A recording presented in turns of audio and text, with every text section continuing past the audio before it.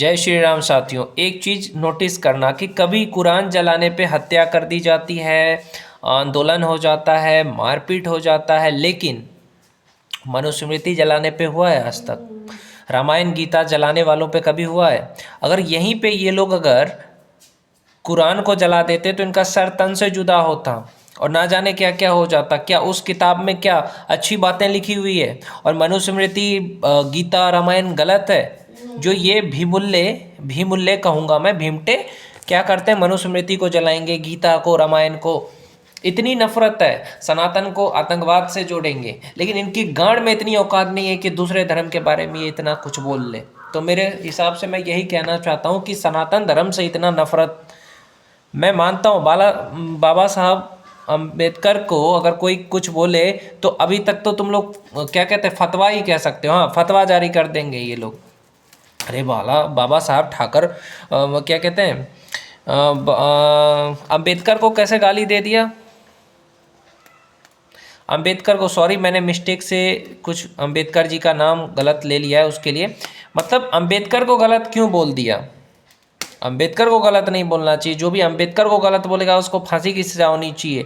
ये गांधी जी को, हाँ, वीर सावरकर को गाली दे सकते हैं, मतलब जो सनातन धर्म से हो उसको गालियाँ दो। बीजेपी का विरोध करते करते अब ये लोग इतना पे उतर गए कि अब ये सनातन का विरोध करने लगे। ये वो लोग हैं जो सनातन का विरोध करते करते चाहते हैं सनातन को कुछ गलत बोले, कथावाचकों को, तो ये वो, लेकिन ये कभी भी दूसरे धर्म को टारगेट नहीं करेंगे। इस चीज़ को आप नोटिस करना कि हाँ, इन्होंने कभी दूसरे धर्म को कुछ बोला हो, औकात नहीं है। बुर्खा से आज़ादी दिलाओ ना मुस्लिम लड़कियों औरतों को, नहीं। अम्बेडकर वादी, हाँ, कभी बुरखे से आज़ाद कराया महिलाओं को? तुमने तो कह दिया था कि हम आज़ाद करा देंगे, महिलाओं के लिए हमने इतनी आज़ादी दी है, तो बुरखे से, काले कपड़े में रहती है मुस्लिम महिलाएं, लड़कियां, घुटन होती है, थोड़ी आज़ादी दिला दो। है तुम्हारे में दम? नहीं। ये भीमटे मिले हुए हैं किससे? इन मुल्लों से, सच बता रहा हूँ। और इनसे मिले हुए ये देश के गद्दार कल के दिन में इस देश में गजवाए हिंद करवाएंगे। यही भीमुल्ले, भीमटे, ये सिर्फ और सिर्फ सनातन धर्म को टारगेट करेंगे। इन पे कोई एक्शन नहीं लिया जाएगा। कभी भगवान को गाली देंगे तो कभी किसी महान इंसान को गालियां देंगे। अंबेडकर जी ने आपको यही सिखाया है क्या कि एक धर्म को टारगेट करना? अरे तुम इतना ही ज़्यादा, बहुत सारे यूट्यूबर है जो हिंदू धर्म को टारगेट करते हैं, इतने ही ज़्यादा तुम निष्पक्ष हो तो कभी इस्लाम पे बोलो। और कुछ हमारे हिंदुओं में भी दोगले और गद्दार पैदा होते हैं, मैं मानता हूँ।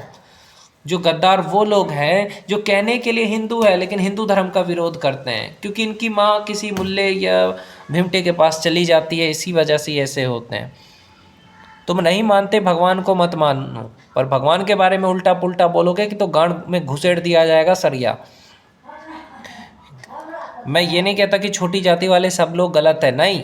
ये जो कुछ 2-4% लोग हैं ना, जो इन लोगों के दिल में नफरत फैला रहे हैं, और ये कुछ मुल्ले और कुछ भीमटे, इनकी वजह से ही देश में नफरत फैला हुआ है। तो इनकी ठुकाई अच्छे से होनी चाहिए। ये जो नीला कीड़ा होता है ना, उसकी। कुरान जलाने की औकात नहीं है जिसमें लिखा है धरती चपटी है और ना जाने क्या क्या लिखा हुआ है, विवाद हो जाएगा। लेकिन तुम्हारे में हमारे रामायण, गीता और मनुस्मृति को जलाने का तुमको किसने हक दे दिया है? ब्राह्मण को गाली देने का हक किसने दिया है तुमको? इस देश में किसी को गाली देने का पता है तुम्हें सज़ा? जो लोग भी इस तरह की चीज़ें करते, किसी भी धर्म या, तुम्हारे संविधान की बात कर रहा हूँ, किसी भी धर्म या विशेष जाति कि किसी को भी गलत बोलने की सज़ा है, लेकिन वो किस पे लागू होता है? यही चीज़ अगर हिंदू करे, ब्राह्मण करे, सनातनी करे तो उस पर एक्शन लिया जाएगा। लेकिन ये खुलेआम गालियाँ देते रहते हैं ट्विटर पे, फेसबुक पे, इंस्टाग्राम पे, यूट्यूब पे, पर इनके खिलाफ कोई एक्शन नहीं, क्योंकि हमारा धर्म में लोग ही ऐसे हैं, खामोश रहने वाले लोग। और ये जो खामोशी है यही एक दिन तुम्हारे बर्बादी का कारण बनेगा। याद रखना कि अगर कोई आपके धर्म के लिए आवाज़ उठाता है ना, उसके साथ आवाज़ उठाने की कोशिश करो। अगर नहीं उठा सकते तो कोई ज़्यादा अगर किसी भी सनातन धर्म को टारगेट कर रहा है तो उसको मारो, जहाँ मिले वहीं पे, तभी ये देश ठीक होगा। ऐसे नहीं होने वाला है। बहुत सारे लोग आज हमारे धर्म के खिलाफ उल्टा पुल्टा बोलते हैं, अब उसको बर्दाश्त नहीं किया जाना चाहिए। जय श्री राम, हर हर महादेव। अस्त्र उठाने की बारी आ गई है। अब खामोश रहने से कुछ नहीं होगा।